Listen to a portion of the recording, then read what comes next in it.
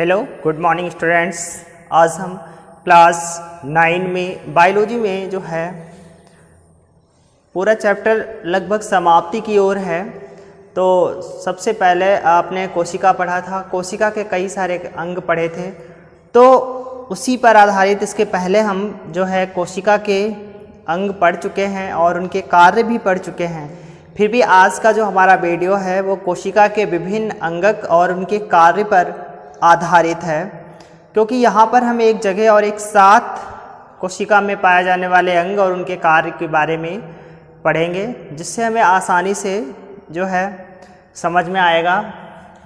तो देखिए हमारी सारणी जैसी बनी हुई, इसमें क्या है, एक तरफ यानी एक साइड जो है अंगक और दूसरी साइड में कार्य। तो सबसे पहले हम कोशिका के अंगक में कोशिका भित्ति देखते हैं, जिसको इंग्लिश में सेल वॉल कहा जाता है। तो सेल वॉल ये तो पादप कोशिका में पाई जाती है, जबकि जंतु कोशिका में ये अनुपस्थित होती है, यानी जंतु कोशिका में पाई नहीं जाती है।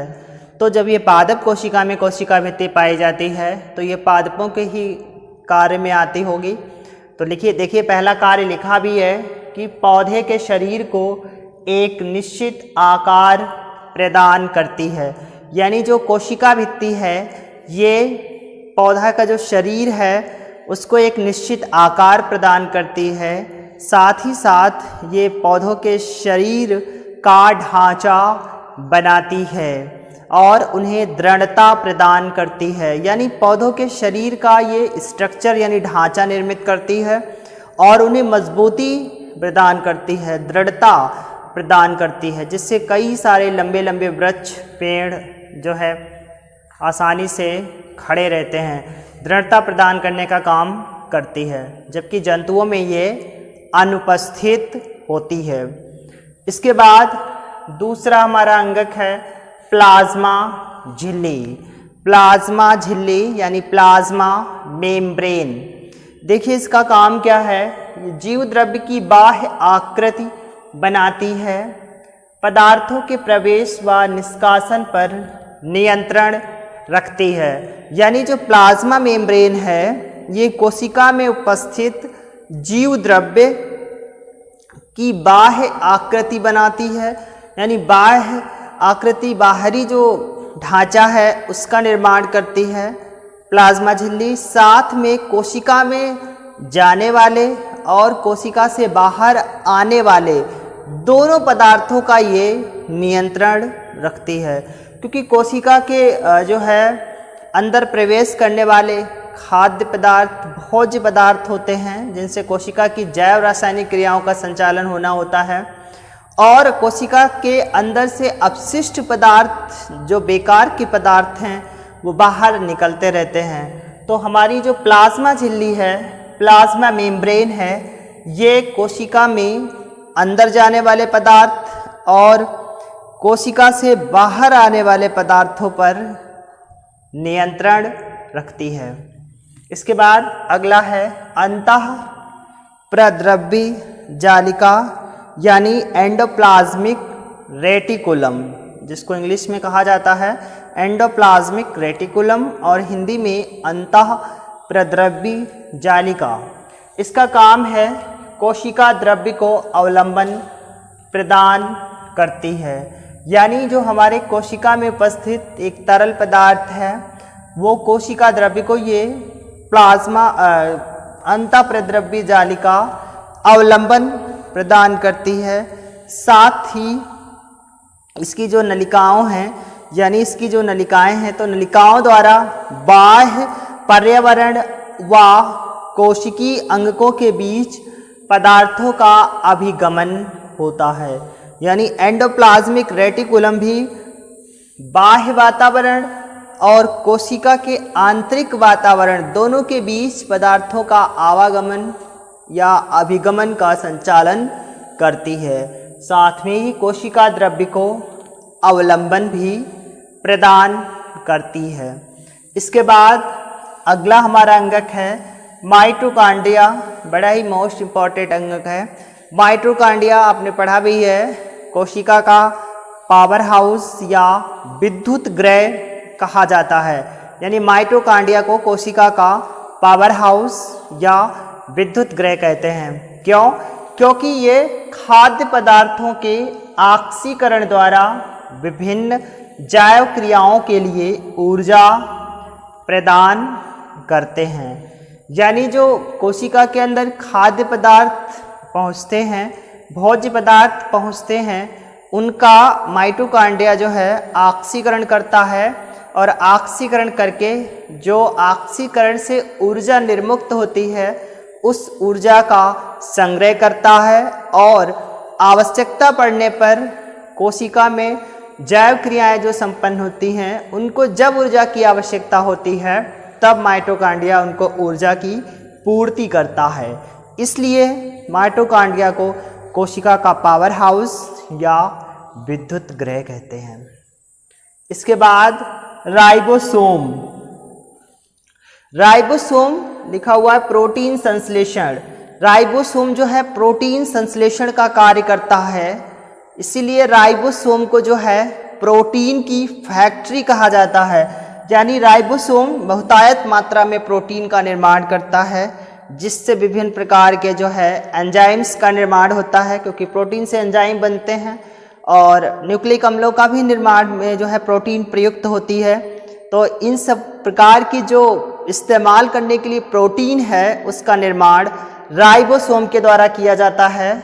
इसीलिए राइबोसोम का काम होता है प्रोटीन संश्लेषण करना और राइबोसोम को कोशिका में जो है प्रोटीन फैक्ट्री के नाम से जाना जाता है। इसके बाद अगला अंगक है हमारा गोल्गी काय या गोल्गी बॉडी। इसका काम है प्रोटीन व एंजाइम्स का संग्रह करना। यानी कोशिका में जो है जो प्रोटीन बनती है उसको इकट्ठा करता है और साथ में ही साथ एंजाइम्स का भी संग्रह करता है, क्योंकि प्रोटीन से एंजाइम्स की कला का निर्माण होता है। यानी प्रोटीन से ही एंजाइम्स बनते हैं। तो जो गोल्गी बॉडी है, गोल्गी काय है, ये कोशिका में एंजाइम्स और प्रोटीन दोनों का संग्रह करता है, यानी दोनों को जो है इकट्ठा करता है।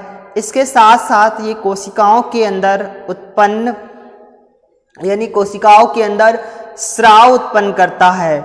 यानी जो आपका गोल्गी काय है ये कोशिकाओं के अंदर स्राव उत्पन्न करता है। यानी बहुत सारे ऐसे पदार्थ होते हैं जो कोशिका के आंतरिक भाग से स्रावित होते हैं, निकलते हैं, तो उनको निकालने में जो है गोल्गी बॉडी सहयोग करता है।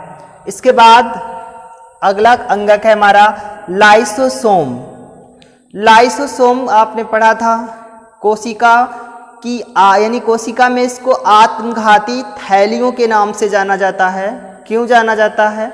देखिए, जंतु कोशिकाओं में जीवाणु व अपशिष्ट पदार्थों का भक्षण करना।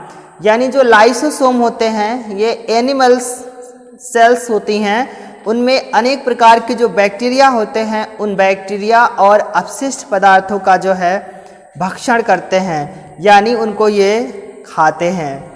और आपको बताया था कि ये कोशिका में जो है कोशिका के अंदर पहुँचे हुए खाद्य पदार्थों या बाह्य पदार्थों का पाचन लाइसोसोम के अंदर होता है। यानी कोशिका के द्वारा जो भी खाद्य पदार्थ, भोज्य पदार्थ लिए जाते हैं उन सब का पाचन जो है लाइसोसोम करता है। उन सबको लाइसोसोम खाकर यानी पचाता है और इनके फटने को जो है स्वपाचन भी हो जाता है। इनके फटने पर ये जो थैलियाँ हैं लाइसोसोम की, इनके फटने पर स्वपाचन भी हो जाता है। तो इस क्रिया को जो है स्वनष्टीकरण या स्वलयन क्रिया कहते हैं, क्योंकि जब ये फटता है तो अपने साथ में जो है मृत अथवा बीमार कोशिकाओं को भी लाइसोसोम जो है नष्ट कर देता है। इसीलिए लाइसोसोम को आत्मघाती थैलियाँ कहा जाता है। यानी कई सारी कोशिकाएं बीमार हैं, मृत हैं, उन कोशिकाओं को लेकर के ये क्या करता है, स्वयं नष्टीकरण कर देता है। और इसका काम पता ही हो गया कि ये जंतु कोशिकाओं में बैक्टीरिया, जीवाणुओं और अपशिष्ट पदार्थों का भक्षण करता है। तथा कोशिका में पहुंचे हुए खाद्य पदार्थों और भोज्य पदार्थों का पाचन भी लाइसोसोम के अंदर होता है। इसके बाद अगला कोशिकांग है हमारा सेंट्रोसोम। सेंट्रोसोम में एक संरचना होती है सेंट्रियोल्स। तो सेंट्रियोल्स का काम क्या होता है कि जब जंतु कोशिकाओं में, एनिमल सेल्स में कोशिका का विभाजन होता है तो उस समय तर्क निर्माण होते हैं, तर्क बनते हैं। तो उन तर्क को बनाने में सेंट्रोसोम में जो है सेंट्रियोल्स उपस्थित होते हैं। वो सेंट्रियोल्स कोशिका विभाजन के समय, वो भी जंतु कोशिकाओं की कोशिका विभाजन के समय तर्क का निर्माण करते हैं। इसके बाद अगला अंगक है हमारा लवक। लवक में आपने पढ़ा भी है, लवक को कहते हैं प्लास्टिड, यानी प्लास्टिड। तो लवक में आपने क्लोरोप्लास्ट पढ़ा था जिसको हरित लवक कहते हैं। इसके अलावा वर्णी लवक होते हैं, कुछ अवर्णी लवक होते हैं। हरित लवक में क्लोरोफिल, हरा वर्णक पाया जाता है। वर्णी लवक में अनेक प्रकार के रंगीन लवक होते हैं। अवर्णी लवक वो लवक होते हैं जिनमें किसी प्रकार का कोई रंग उपस्थित नहीं होता है। तो लवक में जो क्लोरोप्लास्ट है जिसे हरित लवक कहते हैं, ये प्रकाश संश्लेषण की क्रिया करता है। यानी क्लोरोप्लास्ट जो है, क्लोरोप्लास्ट द्वारा प्रकाश की उपस्थिति में पौधे प्रकाश संश्लेषण की क्रिया करते हैं और प्रकाश संश्लेषण की क्रिया करके अपना भोजन स्वयं बनाते हैं। ये काम होता है हरित लवक का।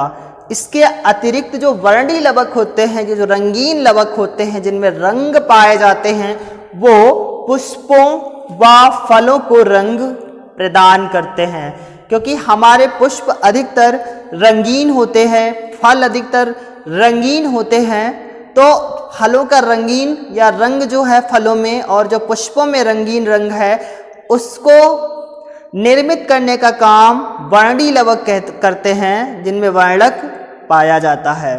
इसके अतिरिक्त जो अवर्णी लवक होते हैं जिनमें कोई रंग नहीं होता है, ल्यूकोप्लास्ट द्वारा, यानी अवर्णी लवक को ल्यूकोप्लास्ट कहते हैं। तो अवर्णी लवक या ल्यूकोप्लास्ट जो हैं, ये पौधों या पादपों की जो जड़ें हैं, पौधों या पादपों की जड़ों द्वारा जो है भूमिगत भागों में भोजन का संग्रहण करते हैं। यानी अवर्णी लवक या ल्यूकोप्लास्ट द्वारा पौधों के, पादपों के जो भूमिगत भाग हैं उनमें भोजन का संग्रहण करते हैं।